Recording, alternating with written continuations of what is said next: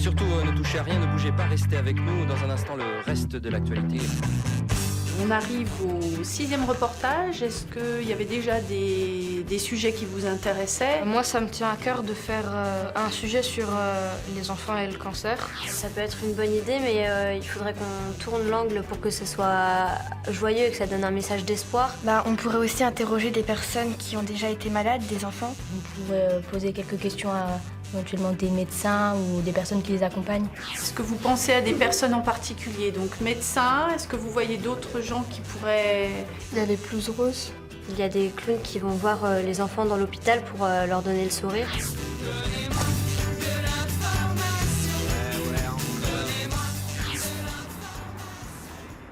Et le premier rendez-vous de notre équipe du jour, c'est celui pris avec Tim, au service d'hémato-oncologie pédiatrique de l'hôpital Mingeot. C'est là que le petit garçon de 7 ans est hospitalisé pour un cancer. C'est Mr. Tim. Mr. Tim, Mr. President.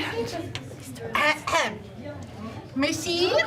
Un moment d'intense émotion pour lui, comme pour les ados qui le questionnent.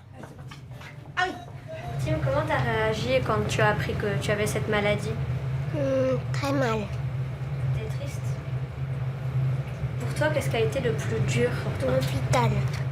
3, 4...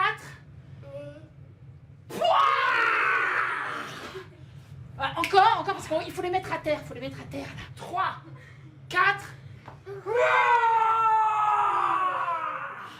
Qu'est-ce qui vous motive? C'est les yeux qui s'allument en face, et les connivences, et les complicités. Et, pour nous, ça nous nourrit, et du coup, ça nous donne envie de rebondir, et le plaisir de jouer et d'échanger. On leur apporte des bulles d'imaginaire, de rêve, de la fantaisie, du rire, des histoires, un petit peu de folie du corps.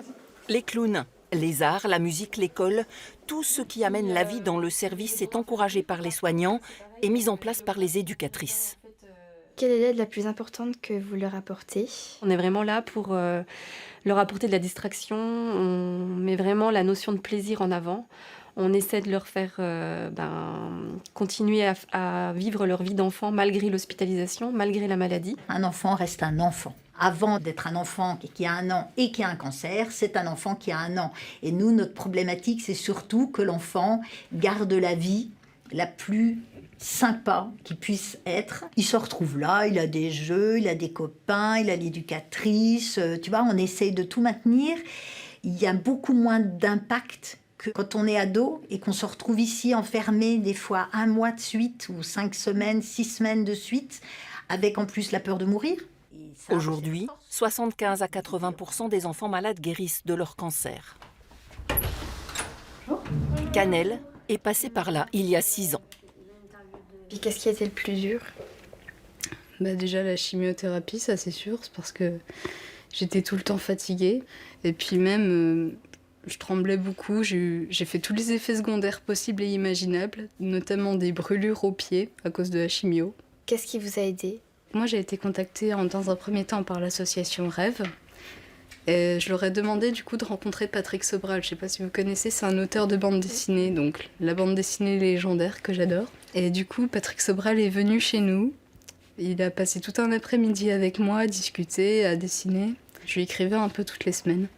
Et il me répondait. Aujourd'hui, Canel ne souhaite à personne de vivre ça, mais elle garde au chaud les doux moments offerts par tous ceux qui tentent d'égayer l'hôpital et elle est devenue une vraie fan de dessin.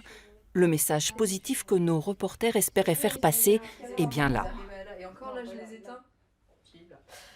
Et là, je les éteins, mais avant, ouais,